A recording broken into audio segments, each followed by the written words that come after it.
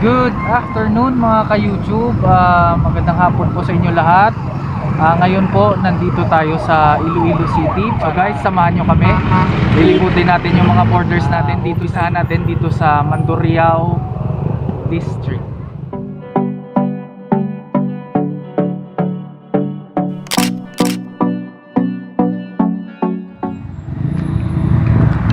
Behind me guys is kung saan located yung Iloilo Border Control ng Mandurriao District papasok ng Iloilo City. So lahat guys ng mga pumapasok ng Iloilo City, tinitingnan muna yung mga papeles nila and documents na kung saan makikita approve ba sila o hindi.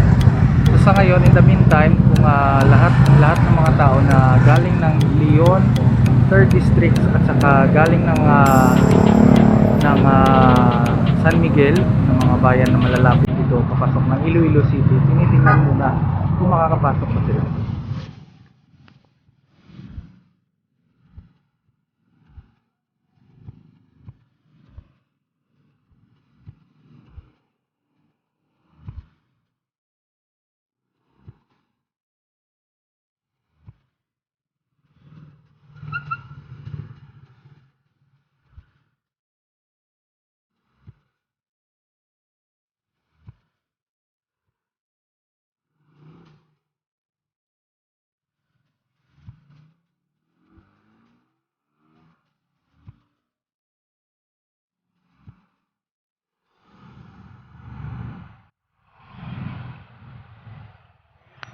Andito tayo ngayon sa Mohon Terminal, kung saan located yung border control, then kung saan yung mga papasok at palabas ng Iloilo kinokontrol nila.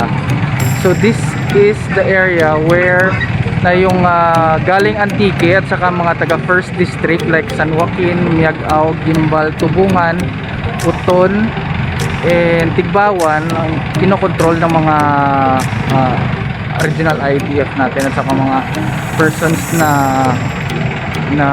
naka-assign dito. So ngayon, check natin, mag-observe tayo ng konti kung ano yung ginagawa nila, kung ano yung mga ginagawa na para makontrol yung border natin. So guys, bear with me. Ito na yung mga kaganapan dito sa border checkpoint natin. So check nyo. So, dito yung boundary ng Iloilo City guys. So lahat ng pumapasok ng Iloilo City galing ng Antique, dito na yan sinecheck. So kung mapapansin nyo guys, meron tayong mga protocols at saka mga nasa hanay ng kapulisan natin at saka BFP natin kung saan makikita yung pagkocontrol ng mga pumapasok ng Iloilo City. Pag once apor ka or hindi ka wala kang necessary permits na pumapasok dito sa Iloilo City, talagang sinicheck nila. So ganyan yung mga sitwasyon yan dito guys.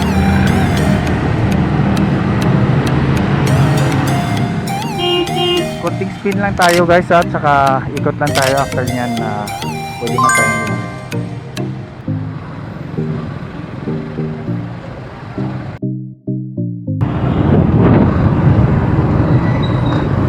Ganyan kahaba yung traffic guys dito sa Ungka flyover. So umpisa dito sa Pavia Town, 2 taon na lang Iloilo Airport na.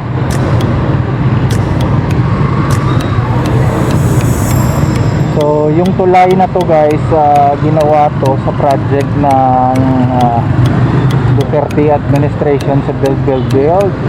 According sa plan ng DPWH, matatapos to next year by 2022 second quarter. So bago bumaba si President Duterte, matatapos na daw to. So hopefully matuloy nga naman kasi grabe yung traffic dito, congested.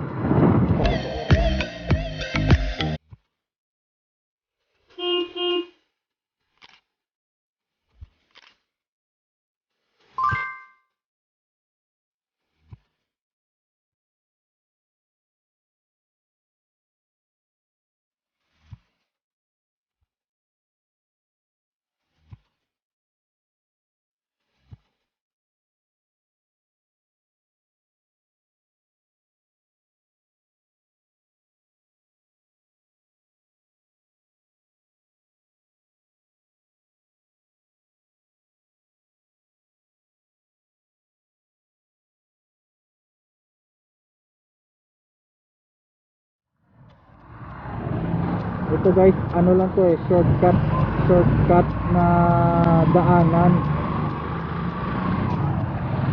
So still nasa border pa rin tayo ng Iloilo City.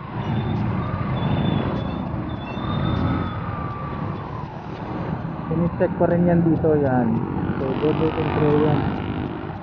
So kung palabas ka ng Iloilo City, ito yung matadaanan mo.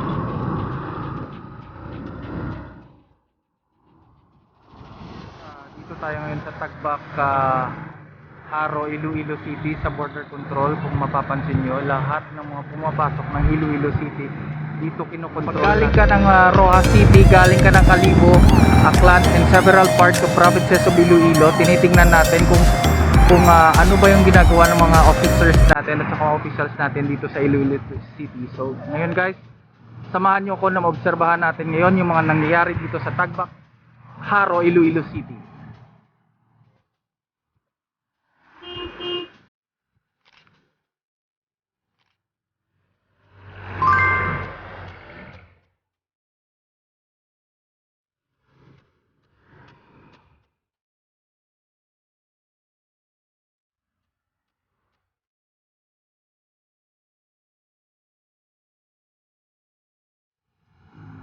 Yung kagandahan dito guys sa Iloilo City, ginagawa natin to, yung mga steps na to para ma-prevent pa natin at saka ma-lift up na yung ECQ status natin dito sa Iloilo City and Iloilo Province. Ngayon, yung mga ginagawa ng mga government officials natin, ito yung mga ways ng mga prevention natin para at least mapadali at saka magawan pa natin ng paraan para mag-subside na yung mga cases dito sa Iloilo City.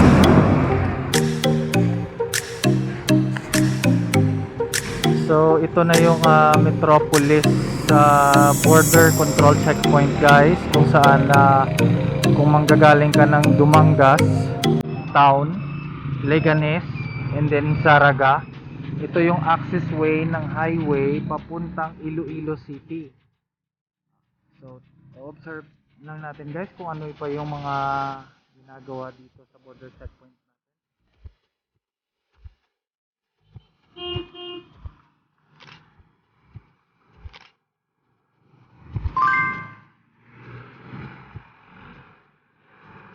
So maraming salamat guys sa pagsama sa amin ngayon araw na to. Still under ECQ pa rin yung Iloilo City. So kung mapapansin mo, lahat ng pumapasok ng Iloilo City tinitingnan natin at saka chine-check ng mga government officials natin. So in this way mga ka-YouTube, iniingatan natin kung ano yung mga posibleng paraan para mapa-subside natin yung mga cases dito sa Iloilo City. So guys, maraming salamat sa pagsama sa amin ngayong araw na to. Hopefully guys, we will see you again soon on our next content or our next vlog about Iloilo City. Madamo gid nga salamat from GB Channel PH. This is our way from saying thank you for supporting us, for watching our vlogs. Thank you guys, and maraming salamat ulit.